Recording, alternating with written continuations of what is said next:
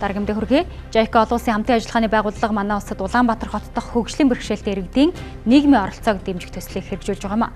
Төслийн хүрээнд манай улсын хөгжлийн бэрхшээлтэй иргэдийн төлөөлөл, энэ чиглэлээр үйл ажиллагаа явуулдаг төрийн бас байгууллагын төлөөлөл болон Таиландын хөгжлийн бэрхшээлтэй иргэдийн үйлчлэгээ хүртээмжтэй танилцаад иржээ. Танилцах сургалтын зорилго нь Таиландын дэд үтцийн хүртээмж хөдөлмөр эрхлэлтийн байдалд төрийн байгууллага хэрхэн анхаарч ажилладаг, хуулийн зохицуулалт нь ямар байдаг, төрийн бус байгууллагын хамтын ажиллагааг хэрхэн тусгасныг суралцах явдал байлаа.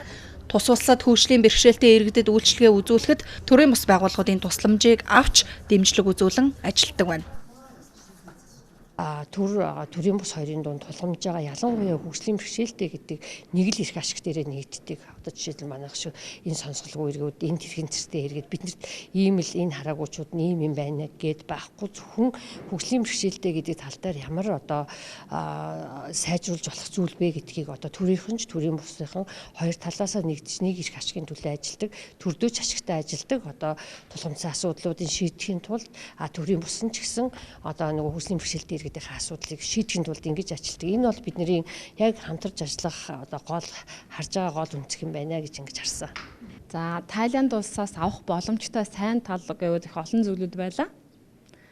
За жишээлбэл төрийн бус байгууллагууд нь ерөнхийдөө үндэсний зөвлөлөөр ажил тэрэндээ одоо салбар зөвлөлтөй ажилдаг нэг бүтцэд орсон байсан.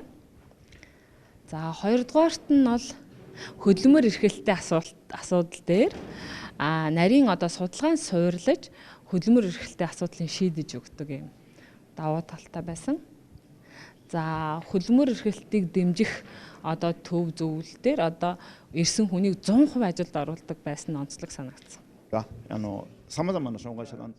Таиландын төрийн бус байгууллагын уялдаа холбоо маш сайн ажилладаг. Төрийн бус байгууллагууд нь зөвлөл байгуулж, нэгдээд, түүгээрээ дамжуулан төрийн байгууллагуудтай шаардлага хүргүүлэн уламжилдаг. Энэ туршлагыг бид сая судлаад ирлээ. Үүнийгээ Монголд танилцуулна. Таиландын засгийн газар 2007 онд хөгжлийн бэрхшээлтэй хүний суур хууль болох эрх мэдэлжүүлэх тухай хуулийг баталж 2008 онд хөгжлийн бэрхшээлтэй хүмүүсийн эрхийн тухай конвенцэд нэгджээ. Таиландын хөгжлийн бэрхшээлтэй иргэдийн байгууллагууд хөгжлийн бэрхшээлтэй иргэдийн зөвлөл хэмээх нэгдсэн байгууллагыг үүсгэж засгийн газартаа нөлөөлж эхэлсэн нь амжилтад хүрсэн байна. Тодорхойлбол хөгжлийн бэрхшээлтэй иргэд өөрт тохиолдох бэрхшээлийг хамтын хүчээр засгийн газартаа хүргэх нь асуудал шийдэгдэх шалтгаан болдгийг жишээ юм.